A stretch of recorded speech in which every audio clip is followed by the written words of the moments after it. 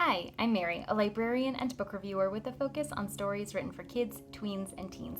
Today, I get to share with you this book called First Day Critter Jitters, written by Jory John and illustrated by Liz Climo.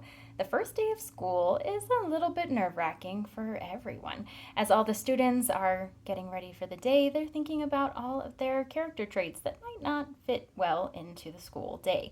But they find themselves in the classroom only to discover that they're not the only ones nervous about the day. And as they work together to help their companion feel a little bit better, they find that they start feeling a little bit better as well.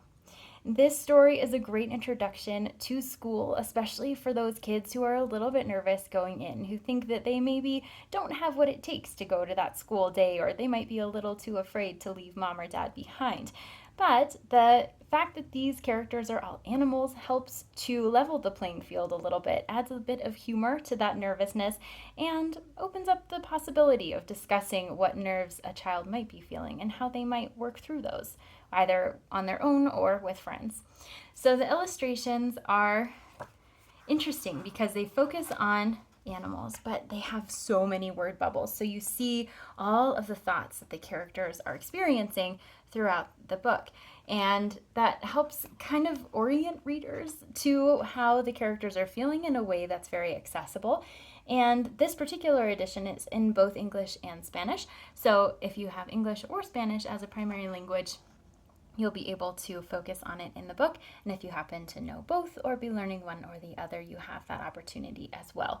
So the characters are cheerful, cartoon-like, and really accessible for young readers. They'll also recognize a lot of scenes from the school day, so they may be able to align a little bit with what's happening in the story because they recognize those spaces.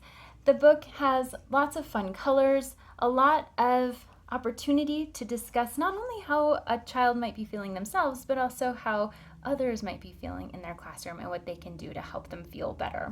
So it is a story that is particularly good for leading into that start of the school year, especially for the first time in kindergarten, and it offers the opportunity for caregivers and children to discuss the feeling of anxiety and how to work through it.